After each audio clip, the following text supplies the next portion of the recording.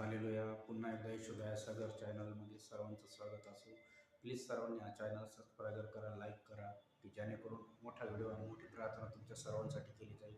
मी प्रभू येशूच्या नावाने सर्वांचं स्वागत करतो आणि प्रभू येशूच्या नावामध्ये तुम्हाला एक देवाचं सुंदर वचन म्हणतो. विधवेचा मुलगा जिवंत कर. प्रभू येशूने भरपूर लोक जिवंत केलेत. नाई नावाच्या या ठिकाणी लूक शुभवर्तमानाचा 7वा अध्याय आणि त्यातलं 11वं वचन सांगतं.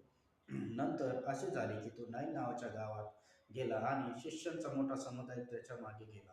आणि त्या गावाजवळ येऊन पोहोचला असता कुणी एक मृत बाहेर नेत होते व तेथे आईचा एकुलता एक मुलगा असूनही तो विधवा होती व त्या गावाच्या पुष्कळ लोक तिच्या बरोबर होते. व हे पाहून प्रभू तिला कनवळा आला व तो मला रडू नको व त्याने जाऊन तिरडी स्पर्श केला आणि तो खांद्याकडे उभा राहिले. मग ते मला मी तुला सांगतो उठ. तेव्हा तो लगेच उठून बोलू लागला. मग त्याने त्याच्या आईच्या हवाली केले व सर्वांना भय वाटले व देवाचा गौरव गौरव करत म्हणाले, आम्हामध्ये मोठा संदेष्टा उदयास आला आहे आणि देवाने आपल्या लोकांना भेटवायला घेतले आहे. त्याविषयी ही बातमी सगळीकडे यहुदीकडे पसरली आहे. जसं नाईल नावाच्या त्या विधवेचा मुलगा प्रभू येशूने जिवंत केला, आज देखील तुमची पूर्ण मूर्त स्थिती, तुमची जी काय फायनान्स परिस्थिती, जे काय तुमच्या घरातलं दुःख आहे, संकट आहे, आज प्रभू येशू मोकळं करायला तयार आहे. ज्यावेळेस त्या विधवेकडे प्रभू येशू आला होता त्यावेळेस प्रभू येशूने एका शब्दात त्या विधवेचा मुलगा जिवंत केला. आज देखील प्रभू येशू एका शब्दात तुमची परिस्थिती बदलायला तयार आहे. एका शब्दात येशूच्या तुमचं जीवन बदलणार आहे.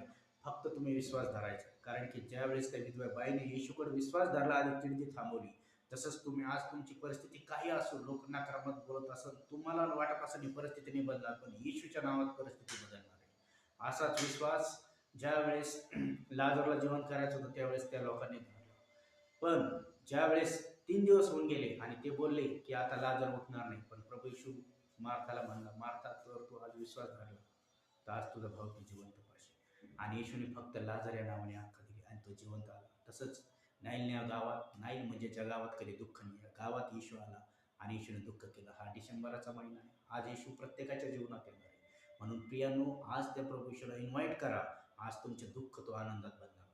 मी आज तुमच्यासाठी प्रार्थना करतो. डोळे झाका, म्हणा, प्रभू येशू माझ्या पापाची मला क्षमा करा, माझ्या जीवनात या. आजपासून मी तुम्हाला उद्धार करता प्रभू आणि परमेश्वर म्हणून स्वीकारता. येशू तुम्हाला बसलेल्या प्रत्येक फटक्याच्या वळाचं आरोग्य माझ्या जीवनात स्वीकारता आणि येशू आज तुम्हाला उद्धार करता परमेश्वर म्हणून स्वीकारता. डोळे झाका, मी प्रार्थना करतो. पवित्र देवा ईश्वराचे तुमचे सर्व लेकरं तुमच्या समोर आणतो. प्रत्येकाचा शरीरातल्या जीवनातले असणारे बंधनं, कळकरा, दुष्टपण, शारीरिक रोग येशूच्याच नावात चळत लागले. कॅन्सर, टीबी, HIV, निक येशूच्याच नावात. येशूला बसलेल्या प्रत्येक फटक्याच्या वळाचं आरोग्य जीवनात